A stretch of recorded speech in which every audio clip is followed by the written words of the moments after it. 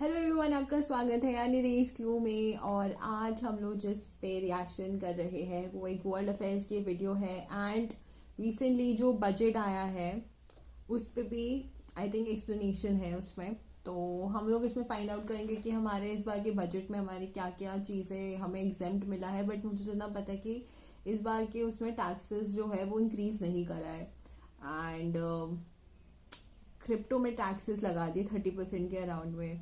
तो मुझे इसमें पता करना है। आई मीन लेट्स देखते हैं कि इसमें क्रिप्टो के अंदर कोई, क्योंकि क्रिप्टो जो है वो लीगलाइज हुआ नहीं है, उसके कुछ रूल्स एंड रेगुलेशंस नहीं है। तो अगर जब उसके रूल्स और रेगुलेशंस नहीं है तो फिर क्रिप्टो पे टैक्स किस बेसिस पे लग रहा है।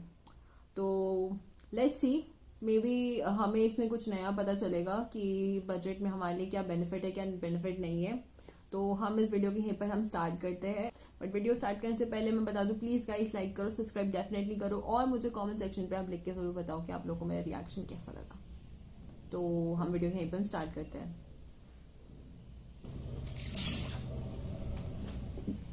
बजट 2022 इसको लेकर काफी मिक्स फीलिंग्स है आज के समय। अब ऑनलाइन आप अगर देखो तो ज्यादातर लोग एक्चुअली इतना खुश है नहीं बजट से, क्योंकि मिडिल क्लास को कुछ यहाँ पर मिला नहीं। आप सोशल मीडिया पे जाओगे, ट्विटर पे, फेसबुक पे, मिडिल क्लास पे लोग मीम बना रहे हैं कि लोग उम्मीद कर रहे थे कि टैक्स में कुछ रिलीफ मिलेगा, कुछ रिलीफ यहाँ पर मिला नहीं है।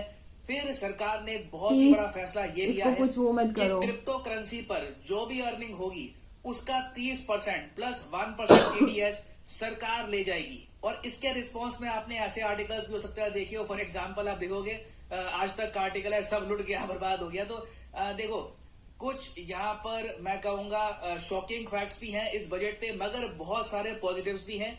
तो एक बहुत ही न्यूट्रल अनबायस्ड एनालिसिस करते हैं बजट 2022 का। मगर आगे बढ़ने से पहले जी हाँ, एक प्रश्न हमेशा की तरह आपसे मैं पूछूंगा। क्वेश्चन यहाँ पर यह है कि जी देखो, $5 ट्रिलियन इकोनॉमी का जो मुद्दा फिर से उठ गया, ये आप कह लीजिए एक सपना है, अरमान है। बीच में इस प्लान में कुछ प्रॉब्लम आ गई बिकॉज ऑफ पेंडेमिक, मगर इस बजट में फिर से कहा गया है कि इंडिया बन जाएगा एक $5 ट्रिलियन इकोनॉमी। आपको बताना है कि किस साल तक सरकार का अनुमान है कि 5 ट्रिलियन की इकोनॉमी हो जाएगी भारत की। 2030, 2035, 2026 या फिर 2024? कमेंट सेक्शन में सब लोग करिए उत्तर। सही आंसर मैं आपको दूंगा जी हाँ, वीडियो के एंड में। नाउ सबसे पहली बात, हर बजट कैसा होने वाला है, इसकी प्रायोरिटीज क्या होंगी, ये हमको पता लगता है कि बजट के 4 स्तंभ क्या हैं। इस बार आप अगर देखो तो बजट के जो 4 पिलर सरकार ने अनाउंस किए हैं, ये है इंक्लूसिव डेवलपमेंट, मतलब कि सबका विकास इकट्ठा हो। प्रोडक्टिविटी एनहेंसमेंट, देश में जो प्रोडक्शन है, मैन्युफैक्चरिंग है, ये ज्यादा बढ़े। एनर्जी ट्रांजिशन और क्लाइमेट एक्शन, इन दोनों को भी यहाँ पर ऐड किया गया है। और कोशिश यहाँ पर यह है कि देश लगातार एक बहुत ही तेज ग्रोथ रेट से आगे बढ़ता रहे। 9.27% की ग्रोथ रेट सरकार चाहती है कि बहुत ही जल्द भारत अचीव कर ले। और ये ग्रोथ रेट अचीव करने के लिए ऑब्वियस सी बात है, बहुत सा पैसा खर्चना होगा और सरकार पैसा खर्चने को तैयार है। फाइनेंशियल ईयर 2022-23 में सरकार ने अनुमान ये लगाया है अपने बजट, जिसको बाय द वे ऑफिशियली कहते हैं एनुअल फाइनेंशियल स्टेटमेंट, उसमें सरकार ने ये कहा है कि 39.45 लाख करोड़ रुपीस का खर्चा किया जाएगा। इंटरनेशनली हर जगह आप देखोगे इसको कहा जा रहा है $500 बिलियन का बजट। इंडिया का ह्यूमंगस $500 बिलियन बजट, जबकि एक्चुअल अमाउंट $500 बिलियन से थोड़ा सा ऊपर है।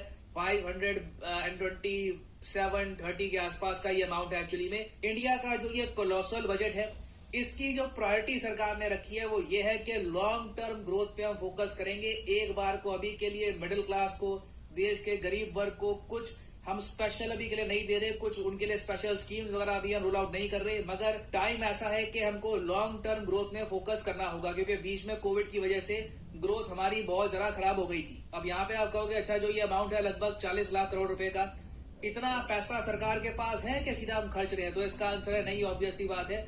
तभी फिस्कल डेफिसिट यहाँ पे खड़ा हुआ है। फिस्कल डेफिसिट मतलब कि आपका जब रेवेन्यू एक्सपेंडिचर में फर्क हो तो फिस्कल डेफिसिट आपका आ जाएगा। और फिस्कल डेफिसिट सरकार यहाँ पे मान के चल रही है कि 6.4% यहाँ पर रहने वाला है। देखो, मैं यहाँ पर ये कहूंगा कि करंट गवर्नमेंट ने फिस्कल डेफिसिट में वैसे ठीक ठाक काम किया था। ये लोग महंगाई को भी कंट्रोल करके रख रहे हैं, मगर कोविड ने सारा जो ये आप कह लीजिए जो भी मेहनत करी थी, जो भी तपस्या थी, सब बिगाड़ दी। आप अगर देखो फाइनेंशियल ईयर 2014 से लेकर 2020 तक हमेशा फिस्कल डेफिसिट हमारा 5% से नीचे रहा है। अचानक से कोविड आ गया, सब तहस नहस कर दिया, फिस्कल डेफिसिट की पूरी एवरेज खराब हो गई है। अब धीरे धीरे हम कोशिश कर रहे हैं कि वापस इसको 6% 5% के आसपास लाया जाए। और एक बहुत ही इंटरेस्टिंग बात मैं आपको ये बता रहा हूँ, जो ये खर्चा करेगी सरकार 39.45 लाख करोड़ रुपीस का, इसके कंपैरिजन में जो टोटल रिसीव्ड सरकार के पास है, मतलब कि टैक्स से पैसा या और जगह से अर्निंग हुई सरकार की, कई कंपनीज उन्होंने अर्न किया सरकार के लिए, वो सब आप अगर जोड़ दो तो लगभग 23 लाख करोड़ का अमाउंट बनता है। बाकी का जो बहुत सारा अमाउंट है करीब 15 लाख करोड़ का, इसके लिए सरकार उधार उठाएगी, बॉन्ड्स इशू करेगी। मैं पहले ही कह चुका हूं, पुराने हमारे बहुत सारे बॉन्ड्स खत्म हो रहे हैं, 10-10 साल पुराने जो हमने शुरू किए थे। अभी ये जो दौर है 2022-23 का, बहुत सारे बॉन्ड्स, बिलियंस ऑफ डॉलर्स के बॉन्ड सरकार इशू करेगी। ये टू बी ऑनेस्ट आपके लिए एक मौका भी है इन्वेस्टमेंट का। आप चाहे तो सरकारी बॉन्ड्स परचेज कर सकते हैं। बेसिकली इसमें होगा क्या कि आप सरकार को उधार दे रहे होंगे एक सर्टन इंटरेस्ट रेट के बदले में। तो देखना होगा यहाँ पर सरकार बॉन्ड जो ये इशू करती है किस इंटरेस्ट रेट पर करेगी। अभी तो सरकार ने अनाउंसमेंट करी है कि जी 15 लाख करोड़ रुपए तो हम उठाएंगे बॉन्ड से, मगर इसके बारे में और डिटेल्स धीरे धीरे बाद में आएंगी। नाउ अगर हम बात करें खर्चे की कि जो ये 40 लाख करोड़ के आसपास का जो अमाउंट है सरकार खर्च कैसे रही है, तो देखो इसमें से 1/4 जो अमाउंट है, ऑलमोस्ट आप कह सकते हैं 26-27% का जो अमाउंट है 10,68,000 करोड़ रुपीस का, ये होगा सरकार का effective capital expenditure. Capital expenditure होता है जब सरकार खर्चती है इंफ्रास्ट्रक्चर पे, बिल्डिंग्स पर, हॉस्पिटल्स पर, सड़कों पर, मशीनरी पर। तो ये एक बहुत ही अच्छा साइन देखा जा रहा है। कई जगह आपको दिखेगा कि लिखा होगा कि कैपिटल एक्सपेंडिचर कुछ 7.5 लाख करोड़ के आसपास का है। वो सिर्फ कैपिटल एक्सपेंडिचर की बात कर रहे हैं। जो इफेक्टिव कैपिटल एक्सपेंडिचर होगा ये 10,68,000 करोड़ के आसपास का होने वाला है, जो आप कह सकते हैं 4.1% है ऑफ इंडियाज टोटल जीडीपी। और जो इफेक्टिव कैपिटल एक्सपेंडिचर है इसमें और भी चीजें आती हैं। फॉर एग्जाम्पल, अब सरकार ने ये भी बोला है, बहुत ही बड़ी अनाउंसमेंट है, केंद्र सरकार ने ये बोला है कि जो भी हमारे राज्य हैं उनको पैसे की कमी पड़ेगी, कोरोना में सबका काफी खर्चा हुआ है, तो उनके लिए 1 लाख करोड़ रुपए अलग से रख दिए गए हैं। ये 1 लाख करोड़ रुपए इंटरेस्ट फ्री लोन के रूप में बांटे जाएंगे स्टेट्स में। और ये 1 लाख रुपए से किसी स्टेट को देने का कोई मतलब होगा? मतलब मुझे नहीं लगता कि 1 लाख रुपए किसी भी स्टेट को देके आप उनके ही होंगे। तो जो ये उनके डेवलपमेंट के लिए बोल सकते हो। 1 लाख रुपए रेफरेंस के लिए यहाँ दे सकते हैं, हेल्थ में चला जाएगा। जो कैपिटल एक्सपेंडिचर है, इफेक्टिव कैपिटल एक्सपेंडिचर, ये अब मैसिव 10.6 लाख करोड़ रुपीस का हो चुका है, with the bulk of money going into development of social and physical infrastructure of the country. सरकार इस पर बहुत फोकस कर रही है कि इंफ्रास्ट्रक्चर पर फाइनली मेजर इन्वेस्टमेंट करने का टाइम आ चुका है। अब यहाँ पर आप कहोगे ठीक है ये पैसा तो सरकार खर्च देगी, मगर ये पैसा आया कहाँ से है? देखो, चाहे सरकार को बहुत सारा पैसा यहाँ पर उधार भी देना पड़े, मगर मान लो अगर सरकार 1 रुपया खर्चती है तो उसका 58 पैसा जो है ये आता है टैक्सेस से। और टैक्सेस भी बहुत सारे टाइप के होते हैं। For example income tax, corporate tax हो गया, जीएसटी हो गया। तो इस पहलू में देखो सरकार ने बिल्कुल भी रिलीफ दिया नहीं है। सरकार खर्च तो बहुत ही बड़े स्केल पर रही है, मगर जो लोग पैसा देते हैं, जहां से पैसा आया है, उन लोगों को उम्मीद थी कि कोरोना काल में थोड़ा बहुत यहाँ पे सरकार रिलीफ देगी, मगर अभी कुछ मिला नहीं है। 35% आप अगर देखो तो 1 रुपया जो सरकार के पास होता है उसमें से 35% आता है इनकम टैक्स से। और लोगों को ये उम्मीद थी, मिडिल क्लास को ये उम्मीद थी कि इनकम टैक्स स्लैब में कुछ चेंजेस किए जाएंगे। अभी के लिए आप अगर देखो तो स्थिति कुछ ऐसी है कि 2.5 लाख की आपकी अगर कमाई है तो आपको टैक्स नहीं भरना। 5 लाख से ऊपर आप अगर कमाते हो तो 2.5 लाख से 5 लाख के बीच में जो आपकी अर्निंग है उसका आपको टैक्स भरना होगा 5%।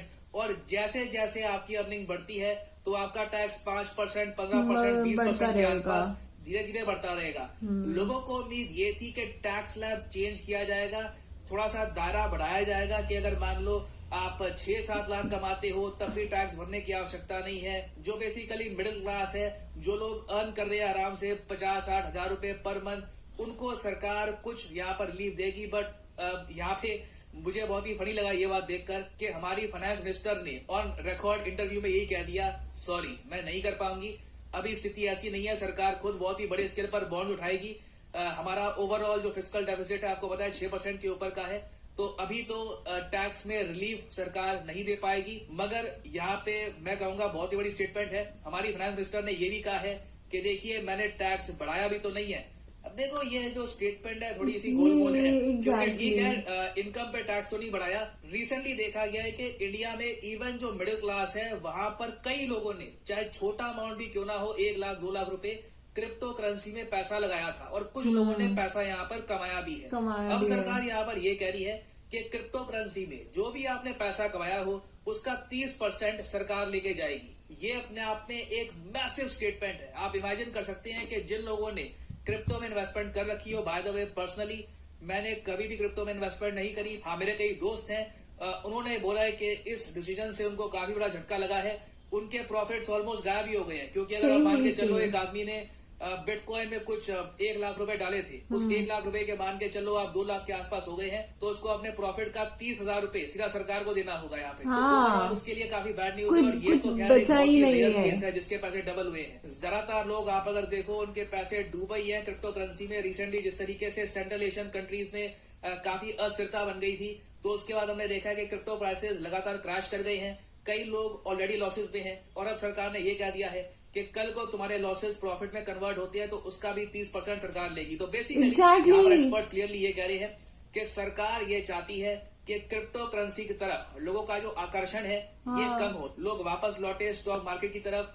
अगर लोगों को इन्वेस्टमेंट करनी है तो म्यूचुअल फंड्स है, बॉन्ड्स है, गोल्ड है, वहां पे पैसा डालो। क्रिप्टो में पैसा डालोगे तो सरकार उसका बहुत ही बड़ा शेयर खुद अपने पास रखेगी। अब एक इंटरेस्टिंग बात मैं आपको ये बताता हूँ, आपने कहावत सुनी होगी, glass is half full half empty, glass में आधा पानी है ग्लास आधा खाली है। ये बस आपके दृष्टिकोण पे डिपेंड करता है।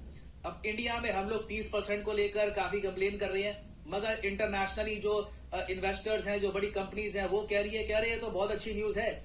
सरकार ने यहाँ पर क्रिप्टो करेंसी पर टैक्स अनाउंस करके इनडायरेक्ट तरीके से क्रिप्टो को लीगल कर दिया, क्योंकि बहुत ही लंबे समय तक यही कंफ्यूजन था कि क्रिप्टो करेंसी इंडिया में लीगल एसेट होगी या नहीं होगी। तो यहाँ पे आप देख पाओगे crypto just became legal in India. तो हाँ, कह सकते हैं कि लीगल सैंक्शन तो एटलीस्ट दे दिया सरकार ने क्रिप्टो करेंसी को पीछे के दरवाजे के जरिए। उसके अलावा बट इसका ये मतलब नहीं है कि क्रिप्टो करेंसी चलेगी। फिर सेंट्रल और स्टेट गवर्नमेंट एम्प्लॉइज, उनको टैक्स डिडक्शन लिमिट में इंक्रीज दिया गया है, बहुत छोटा सा 10% से अब 14% कर दिया गया है। इसका फायदा देखिए प्रेडोमिनेटली उन्हीं सरकारी ऑफिसर्स को होगा जिनकी सैलरी काफी ज्यादा है, जो हैवी टैक्स पे करते हैं और टैक्स से बचने के लिए पीपीएफ वगैरह में इन्वेस्टमेंट करते हैं, तो टैक्स डिडक्शन जो है थोड़ी बहुत उनकी ये बढ़ा दी गई है। उसके अलावा जो कॉर्पोरेट सरचार्ज है ये 12% से कम कर दिया गया है 7%।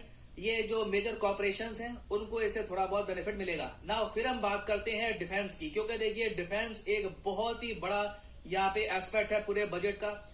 टोटल सरकार ने डिफेंस के लिए एलोकेट किए हैं 40 लाख करोड़ में से 5,25,000 करोड़ रुपए। तो आप कह सकते हैं defence budget is 13.3% of total expenditure planned by the central government. अब यहाँ पे आप कहोगे 13%, मगर ये तो 2-3% हुआ करता था, 2-3% ऑफ जीडीपी हुआ करता था, जो आज भी उसके आसपास ही है। मगर टोटल एक्सपेंडिचर का डिफेंस बजट आप अगर देखो तो 13.3% के आसपास है। अब यहाँ पे आप कहेंगे 5,25,000 करोड़ रुपीस, क्या हम जो मैजिकल नंबर है $100 बिलियन बजट वहां तक पहुंच गए हैं? तो इसका आंसर है नहीं, अभी भी $75 बिलियन के अंडर ही हम वहां पे घूम रहे हैं। मगर मैं चाहूंगा कुछ इंक्रीज किया गया है कंपेयर टू लास्ट ईयर, एक 9.8% का हाइक देखा गया है। और आप अगर पेंशन वाला जो अमाउंट है, जो टोटल बैठता है 1,19,000 करोड़ का जो पेंशन का अमाउंट है, उसको आप अगर हटा दो और बजट को क्लियरली देखो तो ये अमाउंट बनता है 4,05,470 करोड़ का, जो एक ठीक ठाक अमाउंट है। मैं कहूंगा सरकार ने यहाँ पर ये कैटेगोरिकली कह दिया है कि जो कैपिटल बजट है, मतलब कि जो बजट का पार्ट जिससे मशीनरी परचेज की जाती है, वेपन्स परचेज किए जाते हैं, उसका 68% एलोकेट किया जाएगा इंडियन डिफेंस मैन्युफैक्चरर्स के लिए। बहुत अच्छी न्यूज है। उसके अलावा ये भी कहा गया है कि 25% जो है रिसर्च एंड डेवलपमेंट फंड्स का, ये जाएगा प्राइवेट कंपनीज को, स्टार्टअप्स को, एकेडमिया को। बहुत ज्यादा अच्छा डिसीजन है, वेलकम मूव है। इससे डिफेंस सेक्टर में जो प्राइवेट कंपनीज हैं बहुत खुश होंगी। जो ये अभी बीज बोए गए हैं, इसका वृक्ष जब तक उगेगा, जब तक ग्रो करेगा, उसमें कुछ टाइम लग जाएगा, 3-4 साल 5 साल भी हो सकता है लग जाए, मगर जब ये वृक्ष बड़ा हो जाएगा तब बहुत ज्यादा मीठे फल यहाँ से आएंगे। हमारी प्राइवेट सेक्टर कंपनीज एक बार डिफेंस पे खड़ी हो गई, that will revolutionise Indian defence completely. Now फिर हम आते हैं क्लाइमेट चेंज पर। क्लाइमेट चेंज को लेकर सरकार ने बहुत ही मेजर अनाउंसमेंट्स करी हैं। सबसे मेजर अनाउंसमेंट तो देखो है ग्रीन बॉन्ड की। ग्रीन बॉन्ड मैं आपको ऑलरेडी कह चुका हूं। बॉन्ड बेसिकली एक डेट इंस्ट्रूमेंट होता है, सरकार कर्ज लेती है बॉन्ड के जरिए। सरकार कहती है कि हमें पैसा चाहिए, हमसे इंटरेस्ट रेट लो, हमको पैसा दो, इसी को कहते हैं एक बॉन्ड। तो ग्रीन बॉन्ड इशू किए जाएंगे। ग्रीन बॉन्ड मतलब कि स्पेसिफिकली ग्रीन टेक्नोलॉजी के लिए, ग्रीन प्रोजेक्ट्स के लिए, रिन्यूएबल एनर्जी रिलेटेड जो प्रोजेक्ट्स हैं सरकार के, जैसे कि सोलर पावर रिलेटेड प्रोजेक्ट्स हो गए, विंड मिल हो गई, उसके लिए सरकार इशू करेगी ग्रीन बॉन्ड। कितने के इशू करेगी, क्या इंटरेस्ट रेट होगा, कुछ नहीं बताया, मगर ये बोल दिया कि इशू करेंगे। मोस्ट प्रॉब्ली आने वाले फाइनेंशियल ईयर में सरकार इसके बारे में और डिटेल्स करेगी रिलीज, और उस वक्त हो सकता है कि इंडियंस भी ये ग्रीन बॉन्ड्स में इन्वेस्ट कर पाए। उसके अलावा एक प्रोडक्शन लिंक्ड इंसेंटिव स्कीम यहाँ पर शुरू कर गई है for solar panels. Total 19,500 crore रुपए की जो PLI स्कीम है, प्रोडक्शन लिंक्ड इंसेंटिव स्कीम, ये यहाँ पर करी गई है इंट्रोड्यूस। ह्यूमंगस स्कीम है। डेफिनेटली इससे इंडिया में आप देखोगे सोलर PV मॉड्यूल्स की मैन्युफैक्चरिंग बहुत जरा बढ़ने वाली है, क्योंकि अभी भी आप अगर नोटिस करेंगे तो ज्यादातर हमारे जो सोलर PV मॉड्यूल्स हैं ये या तो सिंगापुर या फिर चाइना से इंपोर्ट होके आते हैं। उसके अलावा सरकार ने ये भी कहा है कि जो परिवेश पोर्टल है जो ट्रैक करता है एनवायरमेंटल, फॉरेस्ट क्लियरिंग वगैरह, इसको भी एक्सपैंड करेंगे। इसमें भी जो पूरा प्रोसेस है अप्रूवल का, ये जरा तेज किया जाएगा। और फिर अगर हम बात करें एग्रीकल्चर सेक्टर की, तो एक मेजर अनाउंसमेंट यहाँ पर करी गई है। केन बेटवा लिंकिंग प्रोजेक्ट के लिए 44,605 करोड़ रुपीस कर दिए गए हैं अलॉट। 9 लाख किसानों को इससे फायदा होने वाला है। एक ह्यूमंगस प्रोजेक्ट होगा अपने आप में। इससे ड्रिंकिंग वाटर मिलेगा 62 लाख लोगों को। पावर जनरेट हम कर पाएंगे। हम यहाँ पर हाइड्रो पावर जनरेट कर पाएंगे 103 मेगावाट की सोलर पावर यहाँ पर जनरेट करेंगे। प्लांट्स भी तो लगाने पड़ेंगे, तो प्लांट्स लगेंगे कैसे? कि यमुना नदी की जो 2 ट्रिब्यूटरीज हैं, केन रिवर और बेटवा रिवर, इनके पानी को मिलाया जाएगा और एक बहुत ही लंबा 221 किलोमीटर का केनाल यहाँ पर बिल्ड किया जाएगा। एक ह्यूमंगस प्रोजेक्ट है ये। बाय द वे ये पहला प्रोजेक्ट है under the national perspective plan for interlinking of reverse. इस पर मैं एक सेपरेट वीडियो भी बनाऊंगा कि केन बेटवा लिंकिंग प्रोजेक्ट कैसे काम करेगा, किस तरीके से फंक्शन करेगा। उसमें मैं एनिमेशन के जरिए आपको बता पाऊंगा कि ये पूरा प्रोजेक्ट बेसिकली काम करेगा कैसे। नाउ फिर यहाँ पे सरकार ने एक बहुत ही अच्छी अनाउंसमेंट करी है। मैं इस पर काफी बार अपनी वीडियोस में कह चुका हूँ, नीड है इसकी, नीड है। और फाइनली मैं कहूंगा कि ऑब्वियसली सरकार को भी पता ही था कि इसकी नीड है और सरकार ने इस पर ले लिया डिसीजन। बॉर्डर विलेजेस बनाए जाएंगे। भारत का जो बॉर्डर एरिया है वहां पे आप देखोगे तो विलेजेस सुनसान पड़े हैं, बहुत सारे विलेजेस खाली हो चुके हैं। तो वहां पर कनेक्टिविटी इंप्रूव की जाएगी। जो विलेजेस है वहां पर उनको रीपॉपुलेट करने की कोशिश की जाएगी। तो इसके लिए लॉन्च किया गया है न्यू वाइब्रेंट विलेजेस प्रोग्राम। बहुत ही अच्छा डिसीजन है ये। इससे हमारी बॉर्डर्स और ज्यादा सिक्योर होंगी। उसके अलावा एक बहुत ही इंपॉर्टेंट अनाउंसमेंट ये भी है कि देश में जो 1.5 लाख पोस्ट ऑफिसेज हैं, ये अब आ जाएंगे कोर बैंकिंग सिस्टम के अंडर, जिससे फाइनेंशियल इंक्लूजन और ज्यादा बेहतर हो पाएगा हमारे रूरल एरिया में। फिर अगर हम बात करें फॉरेन कंट्रीज की, जी हाँ, इंडिया का जो बजट है सिर्फ भारत के लोग नहीं देखते, बाहर के देश भी देखते हैं, क्योंकि बाहर के देशों को इंडिया कितना पैसा देगा ये भी इस बजट में लिखा होता है। बाय द वे इसमें ये मेंशन नहीं है कि हम कितने सॉफ्ट लोन देंगे उनको। लाइन ऑफ क्रेडिट की बात यहाँ पर नहीं की गई। यहाँ पर ये लोग प्राइमरली बात कर रहे हैं कि सीधा हम कितनी असिस्टेंस प्रोवाइड करेंगे किस कंट्री को। भूटान को आप अगर देखो तो असिस्टेंस इस बार थोड़ी कम मिलने वाली है। पिछले साल भूटान की असिस्टेंस हमने दी थी 3,000 करोड़ के आसपास की। इस बार करीब 2,200 करोड़ रुपए हम देंगे भूटान को। अफगानिस्तान को सरप्राइजिंगली मैं खुद शॉक्ड हूं। अफगानिस्तान को पिछले साल हमने दिए थे 350 करोड़ रुपए। इस साल थोड़ा सा कम कर दिया है, 200 करोड़ रुपए हम देंगे अफगानिस्तान को। अब क्वेश्चन यहाँ पर यही आता है कि ये पैसा तालिबान के पास जाएगा या फिर WHO को देंगे, UN को देंगे। This will be a very very interesting question. Bangladesh के लिए पैसा जो है थोड़ा सा बढ़ा दिया गया है। पहले 200 करोड़ था, अब कर दिया 300 करोड़ रुपए। नेपाल के लिए थोड़ा कम कर दिया गया है। नेपाल को मिलेंगे 750 करोड़ रुपए, श्रीलंका को 200 करोड़, मालदीव को 360 करोड़, म्यांमार को 600 करोड़, मंगोलिया को भी 12 करोड़ और मॉरिशस को 900 करोड़। इस सब के अलावा आप अगर देखें तो यहाँ पर यह भी मेंशन किया गया है कि पर्वतमाला प्रोजेक्ट स्टार्ट किया जाएगा। ये एक नेशनल रोपवे डेवलपमेंट प्रोग्राम होगा। पर्वतमाला एक PPP मॉडल के अंडर होगा, जिसके अंडर 8 रोपवे प्रोजेक्ट्स 60 किलोमीटर के बनाए जाएंगे। अब यहाँ पे आप कहेंगे एक मिनट, इसका मतलब क्या होता है? 8 रोपवे प्रोजेक्ट मतलब ये, ठीक है, ये रोपवे होता है तो ये पहाड़ों में हम बनाएंगे बहुत सारे। और एक अच्छा आप कह लीजिए ट्रांसपोर्ट सिस्टम होता है, एक अच्छा ऑल्टरनेटिव है रोड्स का, और बहुत से कंट्रीज में ये यूज किया जाता है। तो इंडिया में भी एक बहुत ही बड़ा हम नेटवर्क बनाएंगे पर्वतमाला के अंडर। और उसके अलावा देखिए यहाँ पर गिफ्ट सिटी की भी बात करी गई है। गिफ्ट सिटी आपको पता होगा गुजरात में बन रही है। एक बहुत ही बड़ी गुजरात इंफ्रास्ट्रक्चर टेक सिटी है, एक फाइनेंशियल आईटी हब इसको बनाया जाएगा। और यहाँ पे कहा गया है कि जो वर्ल्ड क्लास फॉरेन यूनिवर्सिटीज हैं, इंस्टीट्यूशंस हैं, ये अलाउ की जाएंगी in the gift city of India. और हाँ, यहाँ पर मैं ये मेंशन कर दूं कि इस बजट में ये बताया गया है कि इंडिया के पास ऑफिशियली अब 83 यूनिकॉर्न्स है, जिनकी टोटल वैल्यू अब हो चुकी है $278 बिलियन, जो कई कंट्री की इकोनॉमी से भी ज्यादा है। तो ओवरऑल यहाँ पे मैं आपसे पूछना चाहूंगा आपके हिसाब से कि आप इस बजट को कितने मार्क्स देते हैं आउट ऑफ 10? मैं जेन्युइनली जानना चाहूंगा आपका आंसर कि 10 में से आप यहाँ पर कितने मार्क्स देंगे इस बजट को। लिखिएगा इसके बारे में कमेंट सेक्शन में। I am genuinely interested in your answer. Now वापस आते हैं हमने एमसीक्यू पर कि इंडिया $5 ट्रिलियन की इकोनॉमी बन जाएगा किस साल तक। तो इस बजट में लिखा हुआ है इसके बारे में कि 2026 तक इंडिया बन जाएगा एक $5 ट्रिलियन इकोनॉमी। और सो गाइज, वीडियो जो है वो ऑलरेडी एंड हो चुकी है एज यूजुअली।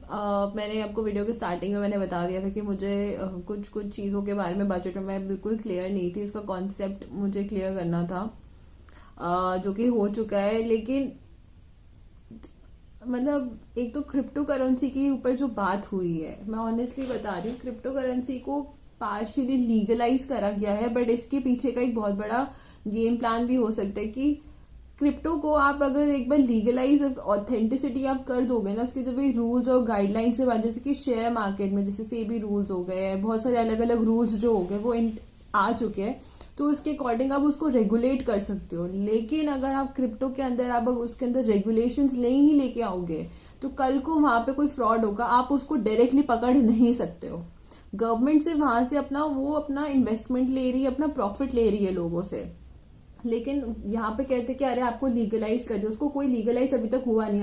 अनटिल अनलेस की कोई रूल्स और रेगुलेशन फॉलो अप नहीं होगी, इट मीन्स है कि कल को कुछ होगा भी तो उस चीज की जिम्मेदारी आप किसी पे भी नहीं डाल सकते हो। शेयर मार्केट में भी जब बहुत बड़ा जब लॉस जाता है, फ्रॉड जाता है, कुछ भी होता है, आप उस बंदे को पकड़ सकते हो। लेकिन अगर यहाँ पे कुछ भी लॉस और प्रॉफिट वो होगा, फ्रॉड होगा, आप उसको नहीं पकड़ सकते। आप कुछ भी कर लोगे, आप नहीं पकड़ पाओगे, क्योंकि उसकी कोई रूल्स और रेगुलेशंस ही नहीं है, उसको रेगुलेट करने का कोई बॉडी नहीं है, उसके क्या के खुद की पॉलिसीज रहेंगे। अगर कल को कुछ हुआ, नुकसान पे करा, आप उसको कैसे करोगे? कोई ऐसा नहीं होने वाला है। Let's be honest with this. और ये मुझे नहीं पता, शायद इसको अभी शायद आगे जाके शायद उसको लीगलाइज कर देंगे। ये एक वे था कि वो बताने का कि हम इसको लीगलाइज कर रहे हैं ताकि वो आगे जाके लीगलाइज कर सके। लेकिन अगर आप उसको लीगलाइज नहीं करोगे या फिर उसको आप एक रूल्स और गाइडलाइंस आप नहीं दोगे तो फिर ये हाई पॉसिबल चांसेस रहते हैं कि इसमें फ्रॉड होने के बहुत चांसेस होंगे। इन दी एंड में कौन डूबेगा? लोग ही डूब जाएंगे, उनके पैसे डूबेंगे। लोग कहते हैं कि इन्वेस्ट नहीं करना चाहिए, आपको म्यूचुअल फंड्स में रहना चाहिए। एक तो हम बात करते हैं, हमें फ्यूचरिस्टिकली सोचना है। अब जब आप फ्यूचरिस्टिकली आप सोचते हो तो फ्यूचरिस्टिक में बिटकॉइन, मेरे को खुद लगता है कि क्रिप्टो जो है वो फ्यूचरिस्टिक में काम जरूर आएगा। भले अभी के टाइम पे वो काम नहीं कर रहा है क्योंकि वो अभी उतनी ज्यादा फैसिलिटेट नहीं कर सकता है, लेकिन इन फ्यूचर जाके क्रिप्टो जो है वही काम आने वाला है। हमने कभी इमेजिन नहीं करा था कि हम मतलब ऐसा एक टाइम आएगा जब हम लोग फोन से सारे पेमेंट करेंगे, जैसे पेटीएम्स हो गए, फिर आपके फोन पे वगैरह हो गए, आप गूगल पे आ गए, तो उसमें आप डायरेक्टली आप पेमेंट कर सकते हो। लेकिन आज से 10 साल पहले की अगर हम बात करें, क्या ये सब था? तब नहीं था ये सब चीजें। तो क्रिप्टो मुझे लगता है कि इन फ्यूचर ये काम आएगा, ये इसी की तरह यूज होगा, तो हमारी जो करेंसी है वो शायद बंद हो जाएंगे।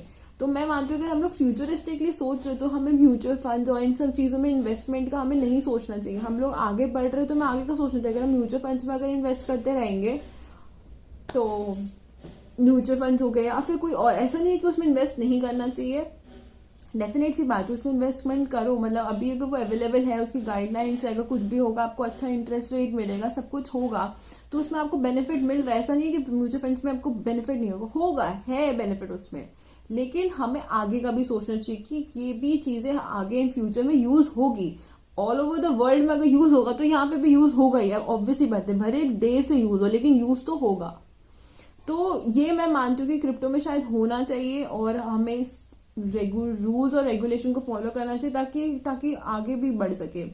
यही बात रही बाकी गवर्नमेंट के उसमें काम करने का कि वहां पे बहुत सारे मतलब बेनिफिट मिल रहा है, टैक्स एग्जेम्पशन मिल रहा है। लेकिन जो यूनिकॉर्न्स की बात है, आई एम ग्लैड कि हमारे यहाँ पर भी 82-83 यूनिकॉर्न्स ऑलरेडी हो चुके हैं। लेकिन इससे ना एक बहुत बड़ा मार्जिन क्रिएट हो रहा है। अगर जो भी जितने रिचर थे वो और रिचर हो रहे हैं, जितने पुअर थे वो और पुअर हो रहे हैं। यही हो रहा है, जितने भी जो पुअर थे, जो मिडिल वाले भी थे शायद वो पुअर हो रहे हैं, या तो पुअर वाले जो वो और पुअरेस्ट में जा रहे हैं। तो एक बहुत बड़ा एक मार्जिन क्रिएट हो रहा है, वो अभी भी हमें शायद नजर नहीं आ रहा है, लेकिन लिटरली मैं बता रही हूँ मार्जिन एक बहुत बड़ा क्रिएट हो रहा है। लोग कहते हैं कि एम्प्लॉयमेंट नहीं है, एम्प्लॉयमेंट अगर है भी तो उसकी जो वेजेस है ना वो बहुत कम हो गई है, और लोग कम वेजेस में काम करना भी प्रेफर कर रहे हैं क्योंकि employment rate is still very low, and that is a very serious issue that is going on through out the India. I am not saying कि एक ही जगह पे हो रहा है, थ्रू आउट द इंडिया में हो रहा है। इस चीज को आप इग्नोर नहीं कर सकते हो। आपको भले मिल गई हो, लेकिन ऐसे बहुत सारे और लोग भी हैं कि उनके पास नहीं है। आप कहते हैं कि आप एम्प्लॉयमेंट क्रिएट करो, अरे भाई एम्प्लॉयमेंट क्रिएट करने के लिए भी you still need money to invest. You if even though if you going for startup also you need to have some money, तभी जाकर तब इन्वेस्टमेंट कर सकते हो। अगर आपके पास पैसे ही नहीं रहेंगे तब इन्वेस्ट कैसे करोगे? आप खुद का भी मेक इन इंडिया में कैसे जाओगे? तो ये बहुत सारी चीजें इन्वॉल्व रहती है, हमें इन सब चीजों के बारे में सोचना। यहाँ पे कोई नेगेटिव नहीं है, ये एक ग्राउंड रियलिटी है जिसको हम लोग इग्नोर आउट नहीं कर सकते। ये चीज हो रही है, ये एग्जिस्ट हो रही है, इसका कोई नेगेटिव बात नहीं है। जो लोग एक्चुअली में जिनके पास जॉब नहीं है, जो लोग ढूंढ रहे हैं, जॉब मिल नहीं रही है, बहुत सारी चीजें होती, कभी होते कि आप ओवरली क्वालिफाइड होते हो, कभी कहते हैं आप अंडरली क्वालिफाइड हो, कभी कहते हैं कम्युनिकेशन नहीं है, कभी कुछ और, कभी कुछ और, कम्यूट नहीं कर सकते हो। They are plenty of reason that they are giving, और उसकी वजह से वो लोग आपका क्या करते हैं, आपकी तनख्वाह कम कर देते हैं। ये होता है, आई मीन बहुत लोग रिलेट कर सकते हैं कि ये जो चीजें मैं बता रही हूँ ये एक्चुअली में होता आया है। और सबसे मुझे तो बुरा उस चीज पे भी लगता है कि कभी कभी तो वो लोग ऐसे लोगों को निकाल देते जस्ट बिकॉज उनकी कम्युनिकेशन स्किल अच्छी नहीं होती, वो लोग फ्लुएंटली बोल नहीं पाते हैं। ये भी बहुत है। अगर मुझे कभी इसके रिगार्डिंग कभी कोई वीडियो मिले तो मैं डेफिनेटली उस चीज पर रिएक्शन दूंगी कि मैंने खुद नोटिस करा था कि एक कोई था जिसकी कम्युनिकेशन स्किल में ये था कि वो हिंदी बोल रहा था, इंग्लिश उसकी फ्लुएंट नहीं थी, तो इसी वजह से उसको ऑप्ट आउट कर दिया था टीम से। और मैं यहाँ पे ये सोच रही हूँ कि जस्ट वो बोल तो सही रहा था, बट एक्चुअली में जो बात हो रही थी, जिस प्रोजेक्ट को लेके बात होती, he was saying the right thing. Just because he was not speaking in English इसका ये मतलब थोड़े ना कि वो गलत कह रहा है। तो हमारे यहाँ पे ये भी चीज एक चलती है जिसकी वजह से लोगों को उस बेसिस में भी जॉब नहीं मिलती। तो ये बहुत बड़ा एक है, बट अभी देखते हैं, शायद क्या पता है बजट के आने के बाद शायद वो लोग इस चीज में और भी कोई चेंजेस करे, या फिर और भी कोई रूल और रेगुलेशंस वो लोग एंटर करे। ये हो सकता है, ऐसा नहीं है, ऐसे बहुत बार ऐसा हुआ है कि आने के बाद वो लोग चेंजेस करते रहेंगे। तो मे भी कोई चेंजेस हो तब हमारे मिडिल क्लास जितने भी लोग हैं शायद उन जैसे लोगों को भी हेल्प मिले, हम जैसे लोगों को भी हेल्प मिले, तो वो हमें इन फ्यूचर पता चलेगा। बट इसी के साथ हम लोग इस वीडियो को यहीं पर हम एंड करते हैं। अगर आप लोगों को मेरा रिएक्शन अच्छा लगा प्लीज गाइस लाइक करो, सब्सक्राइब डेफिनेटली करो, और मुझे कमेंट सेक्शन पे आप लिख के जरूर बताओ कि आप लोगों को मेरा रिएक्शन कैसा लगा।